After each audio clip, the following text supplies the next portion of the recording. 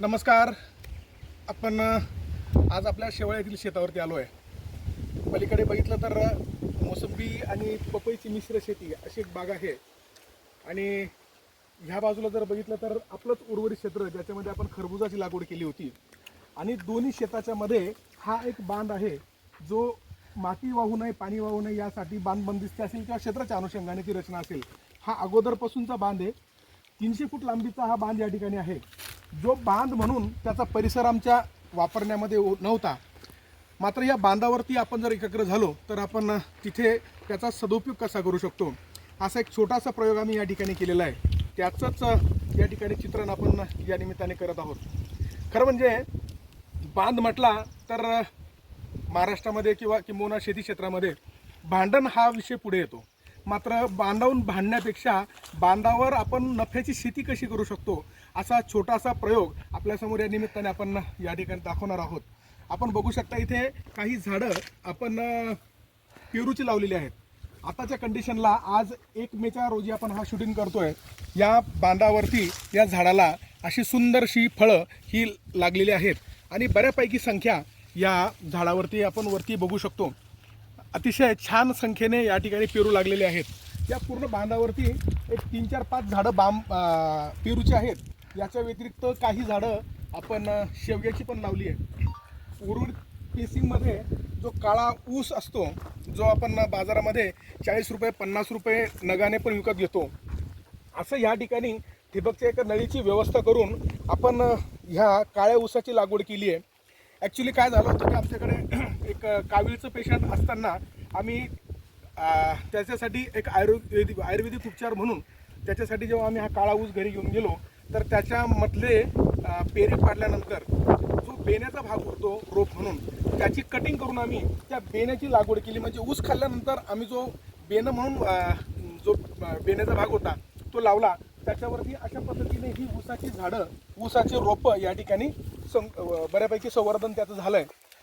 हे दुसरं पेरूचं झाड आहे ज्याच्यावरती खूप संख्या या ठिकाणी आपण बघू शकतो की हा जेव्हा तोडणीला येईल पेरू तेव्हा रिटेल मार्केटमध्ये 100 रुपये किलोपर्यंतची पेरूची मागणी असते. हा तेव्हा पेरू आपल्या हाताशी येऊ शकतो.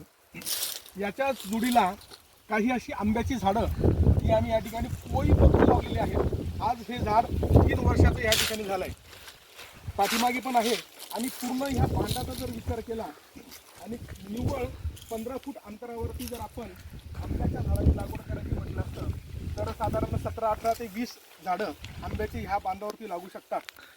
हा बघा, हा दुसरा एक झाड आहे आंब्याचं. हे पण 3 वर्ष वयाचं आहे की यानंतर ते 4, 5 वर्षामध्ये आपल्याला फळं देऊ शकतं. माझ्यासमोर आपण केशर आंब्याची काही झाडं, कलमाचे रोपं या ठिकाणी लावलेले होते.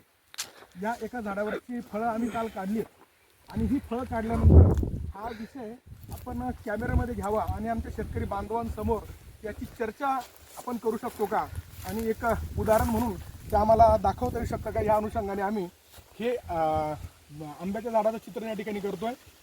या झाडावरती काल आम्ही 50 किलो माल तोडलेला असताना अजून काही शेंड्यावरचा असा आंब्याची फळं राहिलेले तोडायचे. रँडमली या झाडावरती 60 किलो ते 65 किलो फळं आंब्याची येतील. आणि ही जी झाडं आहेत आता ही 5व्या वर्षामध्ये आहेत.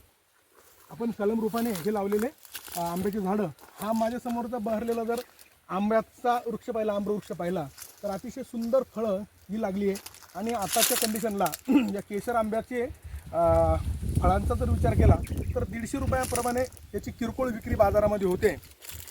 इथे जी झाडे, पहिल्या झाडावरती आम्हाला 60 किलो साधारण माल मिळाला आहे, 60-65 किलो. या झाडावरती जर आपण सगळ्या बाजूने बघितलं तर 1 क्विंटल प्लस अशी फळं याच्यावरती येतील. छानपैकी लगडलेली फळं आहेत, आपण बघू शकता. अलीकडच्या भागात जर पाहिलं तर खूप अशी फळं यामध्ये लागलेली आहे. पुन्हा त्याच्या पलीकडून अजून आंब्याची झाडं आहेत की एका झाडावरती 5व्या वर्षी आम्हाला किमान 70 किलो ते 1 क्विंटलपर्यंत याची फळं मिळत आहेत. किरकोळ बाजारामध्ये जर 150 रुपयाप्रमाणे हात विक्री शेतकरी म्हणून जर आपण करू शकलो, म्हणजे शेतकरी ते ग्राहक अशी संकल्पना जर आपण करू शकलो तर एक झाड आताच्या कंडिशनला 10,000 रुपये ते 15,000 रुपये एका शेतकऱ्याला देऊ शकतं.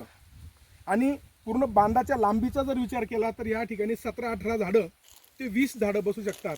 आणि अशा 2 लाईनीमध्ये जर आम्ही ही झाडं लावू शकलो तर याचं जर आपण गुणाकाराच्या रूपाने जर गणित मांडलं तर किमान 3 लाख रुपये ते 4 लाख रुपये या बांधावरच्या शेतीमधून मग तिथे आंब्याच्या झाडांची लागवड असेल, आंबा फळ पिकांचं उत्पादन असेल, किंवा आपण बघितलेले पेरूच्या झाडाचा विषय असेल, किंवा ॲपल बोर सारखा विषय असेल की ही फळं यांचा हंगाम वेगवेगळा येतो. म्हणजे ॲपल बोर असेल तर साधारण ऑक्टोबर नोव्हेंबरमध्ये डिसेंबरमध्ये ती काढणीला येतात. त्या दरम्यान स्वतः माफक प्रमाणात आपण लागवड केली आणि त्याचं हार्वेस्टिंग करून 5-50 झाडांचे फळांची तोडणी करून आपण बाजारामध्ये ग्राहकांपर्यंत तो जर माल पोहोचवला तर 50 रुपये 60 रुपयापासून तर 100 रुपये किलोपर्यंत ॲपल बोर पण विकल्या जातं. तीच परिस्थिती पेरूच्या फळांच्या बाबतीत पण आहे. आणि तीच परिस्थिती पुन्हा आंबा हा जो आपला आजच्या या व्हिडिओचा मुख्य विषय आहे याचा जर आपण विचार केला तर आपण ही आंब्याची फळं या ठिकाणी बघू शकतो. अतिशय मोठ्या प्रमाणावर सुंदर अशी फळं या ठिकाणी लागलेली आहेत. आपण पाहू शकतोय अशा पद्धतीने वरती तर आहेच, पण या ठिकाणी पाल्यामध्ये सुद्धा अशा पद्धतीने खूप सुंदर असा माल लागला आहे. 5व्या वर्षातलं हे आंब्याचं झाड आहे आणि 1 क्विंटल फळांचा विचार केला किरकोळ बाजारात 150 रुपये आणि ठोक बाजारामध्ये 70-80 रुपये ते 100 रुपयाचा विचार केला तर एक झाड 7-8 हजारापासून तर 15,000 रुपयापर्यंतचं उत्पन्न शेतकऱ्याला देऊ शकतं. मग हे करताना काय करावं तर बांधासारखा भाग असेल, ठिबकची व्यवस्था असेल तर एका लाईनीची आम्ही इथे सबमेनला एक ड्रीप लाईन काढली आणि त्याच्यावरती याला आपण पाण्याची व्यवस्थापन केलं आहे. आणि अशा पद्धतीने पाण्याचं व्यवस्थापन केलं असताना जर ठिबकची आपली यंत्रणा नसेल आणि ठिबकच्या व्यतिरिक्त जर आम्ही फ्लड इरिगेशन करत असू तर आठवड्यातून फक्त एक वेळ साधारण 10 मिनटं ते 15 मिनटं तुम्हाला पंप या ठिकाणी चालवला लागेल. म्हणजे झाड असं पेरूचं असेल किंवा आंब्याचं असेल याच्या बाजूने जर सरी काढली आणि फ्लड पाणी त्याला जर सोडलं तर अशी छान हिरवीगार वनराई तिथे निर्माण होऊ शकते. आणि ती वनराई निर्माण झाल्यानंतर त्या झाडाला लागणाऱ्या पाण्याची तर व्यवस्था होते, अतिशय सुंदर आल्हाददायक वातावरण, जी बांधावरची जागा आमच्या उपयोगात उत्पन्न होऊन येत नाही त्या ठिकाणी उत्पन्न म्हणून ही जागा येऊ शकते. मात्र हे करताना बांध हा आमच्या अखत्यारीतला असावा. बांधामुळे ह्या लागवडीमुळे आमच्या बाजूच्या शेतकऱ्याच्या अधिकारावरती आम्ही अतिक्रमण करणार नाही ना याची देखील आपण खात्री करून घ्यावी. अशा प्रकारचे आंबा असेल, ॲपल बोर असेल, पेरू असेल असे काही झाडं 5-50 या प्रमाणात आपण लावले तर 10-5 एकरमध्ये जे उत्पन्न शेतकऱ्यांना हाताशी येऊ शकत नाही ते मात्र काही गुंठ्याच्या शेतीमध्ये, बांधावरच्या शेतीमध्ये आणि कल्पकतेने नियोजन केलं तर अतिशय कमी पाण्यामध्ये, कमी खर्चामध्ये एक शाश्वत उत्पन्न शेतकऱ्यांना त्यांच्या हाताशी येऊ शकतं. आणि आज आमचा उदास झालेला, निराश झालेला, दिशाहीन झालेला शेतकरी याला त्याच्या समस्येचं उत्तर त्याच्या शेतात, त्याच्या बांधावरच मिळू शकतं. फक्त गरज एवढी आहे की आपण आमच्या शेतीशी, मातीशी, आमच्या झाडाशी प्रामाणिकपणे मैत्री करा. उन्हाच्या दिवसामध्ये इतर कुठे भटकण्यापेक्षा त्याच्याच सावलीला येऊन इथे बसा. हातात एखादं पुस्तक असू द्या, त्याच्यात वाचन तुम्ही करू शकता. आध्यात्मिक असेल, साहित्यिक असेल, इन्फॉर्मेटिव्ह काही व्हिडिओज असतील याचं पण तुम्ही तिथे पाहू शकतात. अभ्यास म्हणून त्याचा आम्ही तो सदुपयोग करू शकतो आणि हाताला चांगलं उत्पन्न येऊ शकतं.